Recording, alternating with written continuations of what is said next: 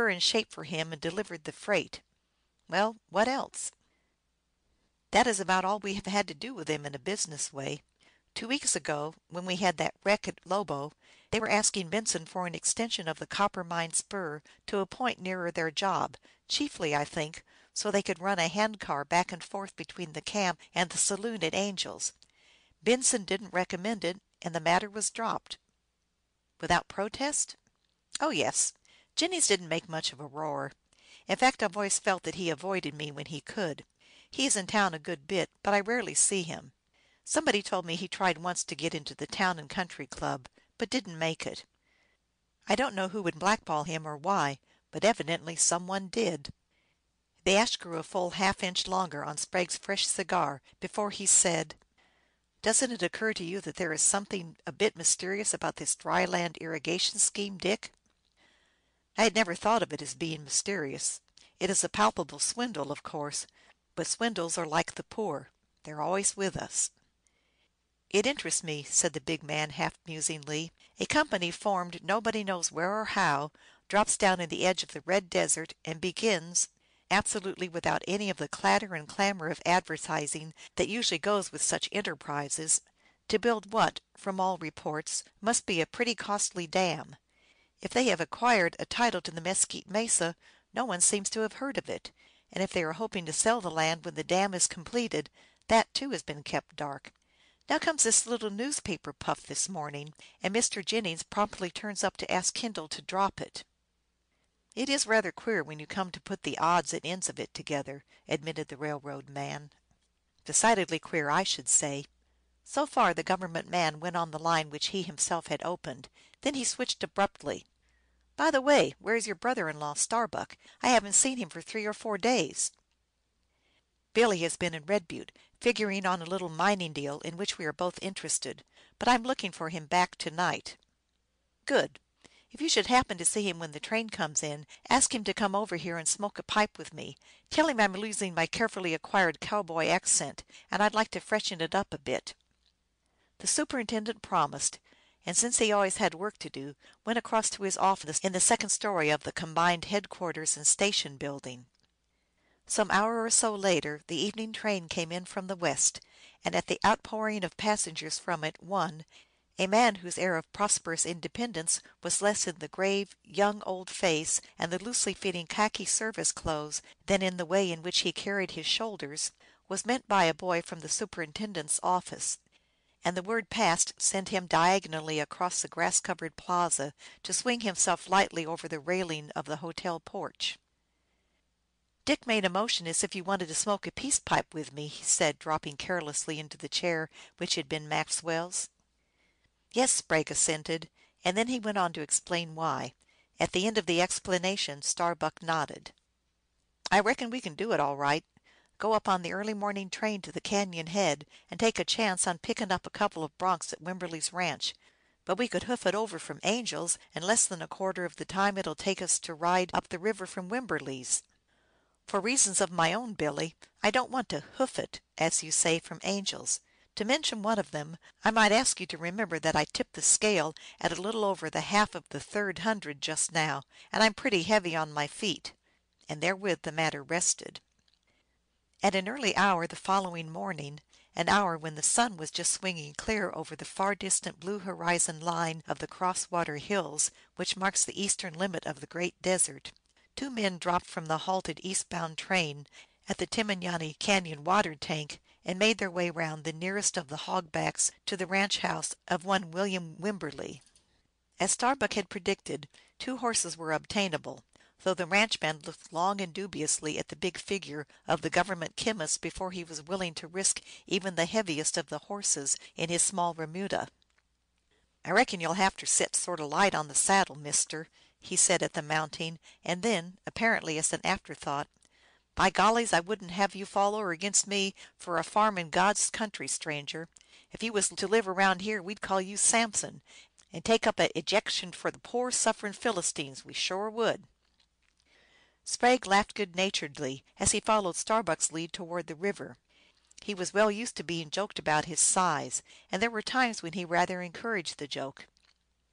Big men are popularly supposed to be more or less helpless physically, and Sprague was enough of a humorist to enjoy the upsetting now and then of the popular tradition.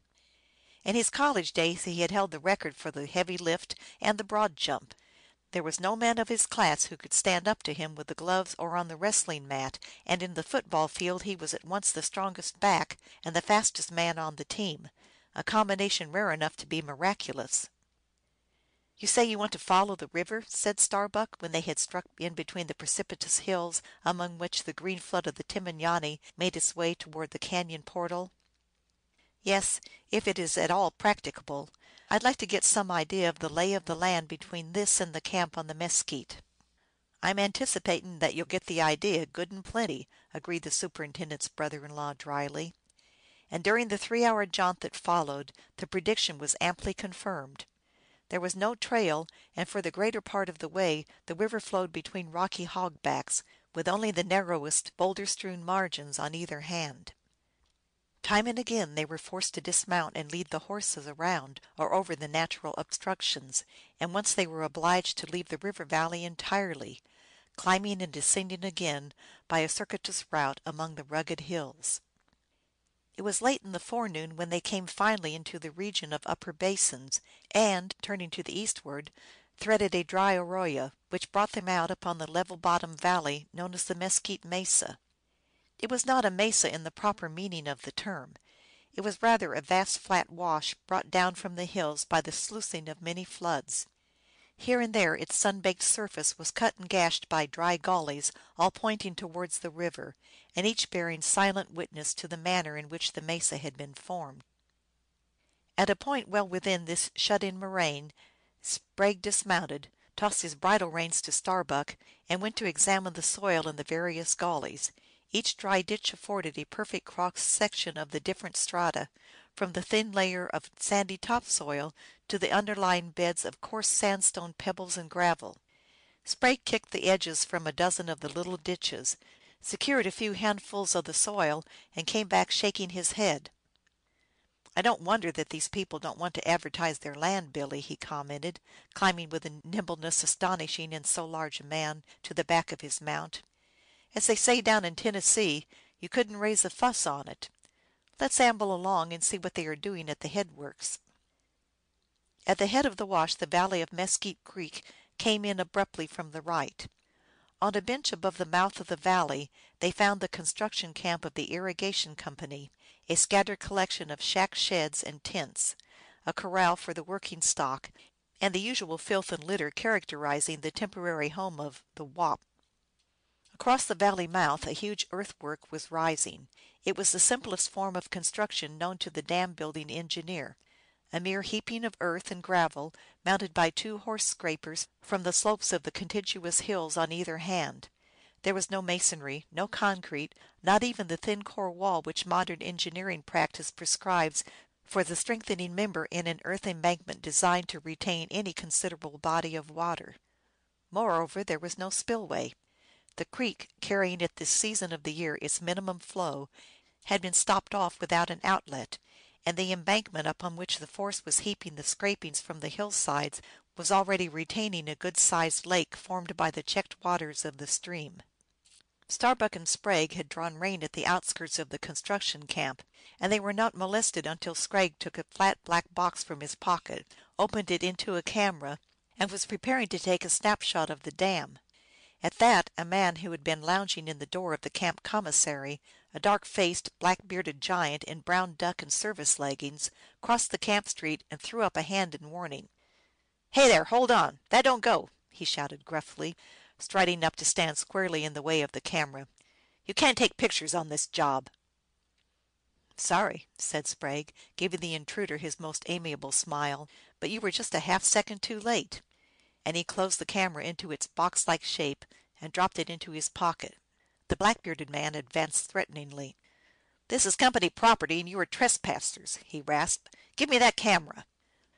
Starbuck s right hand went softly under his coat and stayed there, and his steady gray eyes took on the sleepy look that, in his range riding day, had been a sufficient warning to those who knew him. Sprague lounged easily in his saddle and ignored the hand extended for the camera. You are Mr. Jennings, I take it," he said, as one who would temporize and gain time.